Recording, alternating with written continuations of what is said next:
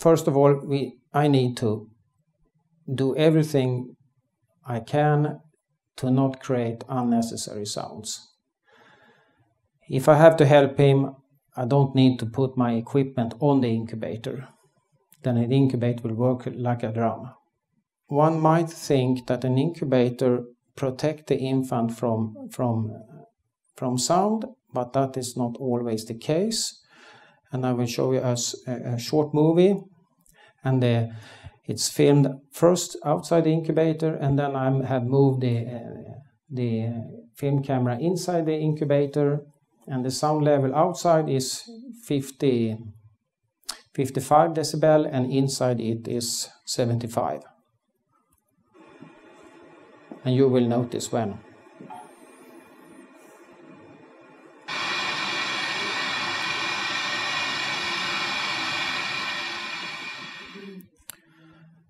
This is the sound that surround Lucas when he's a little bit older, 24 hours a day, 7 days a week.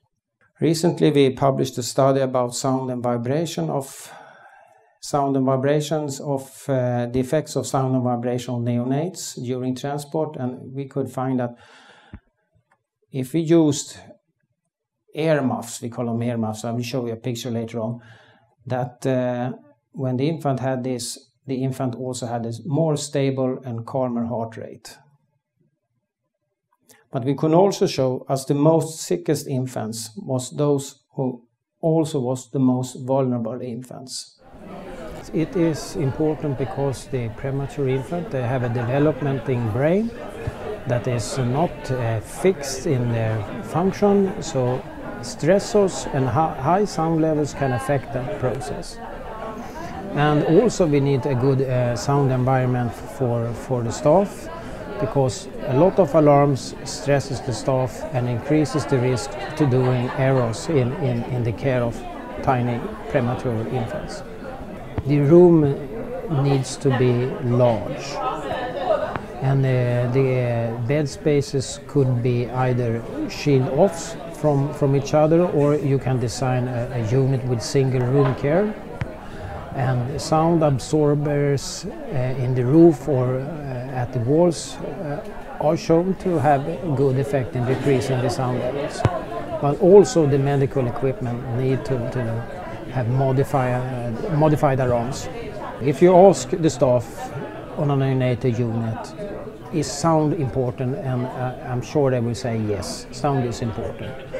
But when they interact and when they are working at the unit, they might forget the importance of decreasing sound, speaking softly, turning off alarms, and all those small tricks that can provide a better sound environment for the staff and the infant.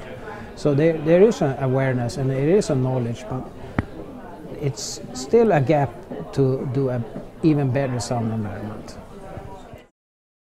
There's a high personal strain. It's very often a life and death situation where they have to make decisions even though they're exposed to these sounds.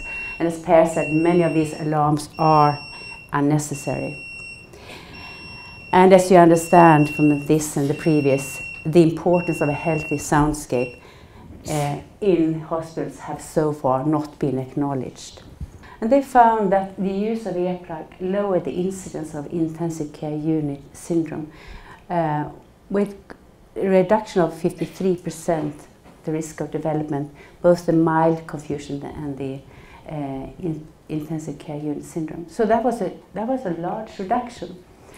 But it shows, this study, that then if you have an undisturbed recovery period, you can probably lower the risk of developing intensive care unit syndrome. And that's the most important.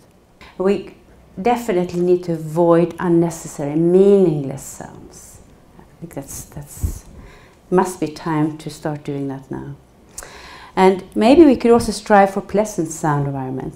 Maybe we could increase the belonging and the security, both for the patient and the next of kin, sitting there being worried for their family member and so on. Well, we can conclude that the sound environment at hospitals is unacceptably loud. And it seems to be the case that most disturbing sounds are the equipment, alarms, also conversation, activity sounds from the personnel. When it comes to a patient response, there's some data showing that the recovery period, sleep, is fragmented. But there is a need for more studies, better studies that connect the sound environment and patient response. However, that is very difficult to perform studies among very seriously sick people. We are definitely not there when it comes to the people deciding on what type of equipment to buy or how to plan a hospital. They are the key people that we need to enlighten. And also I think it's important to enlighten the people who actually produce the equipment. What type of alarms do they have, the levels, how can it be altered not to disturb the patients and the personnel. We know that we need to preserve energy, we need to be very focused. CPR is quite hard. And we need to be able to hear what the other person is saying and to read the instruments. And I think that if you're able to create a good sound environment like that, in that situation, one of the most stressful ones, I'm sure you can do it anywhere in the hospital, don't you think? And our body is supposed to be able to handle that from time to time, but not the whole time. Not for full 9 hours. You have to be able to zoom down and digest, so-called, these cortisols and adrenaline. Otherwise, we know that in the long run, we are going to develop diseases. And we don't want that. We want high-qualified staff to stay where they are, and we don't want to lose them when they're getting senior. They are at their most vulnerable state. Their bodily functions are held up with machines and people and drugs, but their hearing is probably still on. The brain is very old design. It's not designed for the sounds that we are surrounded with today, with the machine sounds and the telephones. And our brain is still very many thousand years old. So that doesn't adapt just because we have adapted to all these noises. And the noise levels are quite high in the hospital facilities. And very high, as we heard today, with the infants. And shocking to hear about those small ears. If you ask a doctor, okay, you brought in this ventilator and it has a terrible sound, an alarm which is terrible, you can't sleep. Who's responsible for this? Is it the doctor? No. He's just responsible for the ventilation. So I mean, we have the obligation to be responsible and feel responsible, but nobody else cares really. Maybe now and maybe in the future. But hitherto it's not been like that. I think we should consider what type of music and sound environment, who should deliver the intervention, what is the application project, and who is the target group.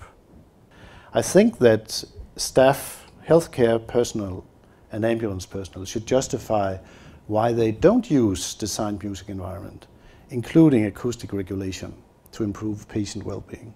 I think it's the other way around. It's not me who should persuade this being used. I think it's the other guys who should justify why they don't use it. Research has been going on for many years and a lot of documentation is there, so I don't think there should be a question mark here. Of course we could discuss what type of music, what should the dosage be, and how should be adapted to the specific condition. That's an issue, but it's not an issue whether it works as medicine. That's proven. So if this knowledge and all this could be brought together in building new hospitals, that would be very, very nice. We had already found in our earlier research that these 8 qualities were extremely important. And most important of them all was this serene quality. To have not quiet, but sounds of wind, water and birds. This serene environment made them cope with their stress in a better way. Having an environment with sounds that they didn't have to pick up information and demanding information so they should perform anything was very good for them. They could relax, some of them for the first time for several years. And I could see that it affected them. So after some weeks they said, this night I could sleep the whole night for the first time for many years. And so I got more and more fascinated in that serenity quality. Your brain is used for different kinds of attention, and you use directed attention for sorting information, prioritizing, making decisions, and this capacity is limited. And if you don't restore that capacity, it could be so small, so suddenly you could, not being able to restore it again, you get sick. The staff were very surprised at the dramatic effect of this. They said, oh, we were not aware of this enormous effect of the sound environment. The music that we've been accustomed to previously, and the music that is important for us, is often music that we've heard in the past. And often when we decide which music to use, we should perhaps do this in communication with the patient. And in some wards where they do these kinds of things, they have little menus which the patients can select from. And of course this can be developed into various directions. You can also actually compose individualized music for each patient. That's a very advanced thing to do, of course. Patients who have had an anxiety-provoking experience with a particular kind of music, which is calming and very reassuring for most of us, could actually develop acute anxiety because we play this music. And one has to be attentive to these individual phenomena. Then they could show that when they played nice, joyful music, you stimulated the circulation so that the recuperation was much faster, whereas when they played anxiety-provoking music, the recuperation took much longer. Yes, this was an intervention study in the sense that the tiles in the roof were changed. So during one period there was reverberating roof, and during another period the roof was absorbing sound. And this made an enormous difference. We measured various things. We measured what happened to the patients, and there was one stress indicator, an objective parameter, which was well influenced by this, particularly those patients who had the most severe illnesses. And we measured how the staff perceived the situation, and they were less stressed, less irritated and angry during the period with a good sound environment. And finally, we also asked the patients about the quality of care.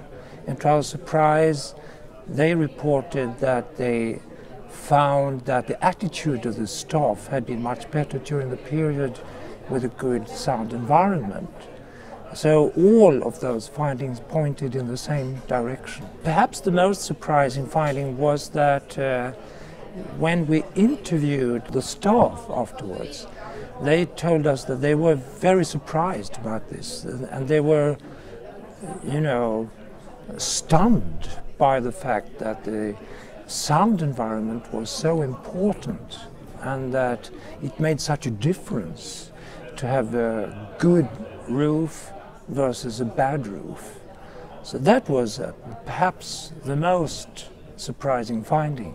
the good thing about the sound environment is that you can do very practical things very well easily, and also without any enormous costs. So this is a thing we should really do more about, and we should increase the awareness. I think there is very little awareness about the enormous importance of the sound environment.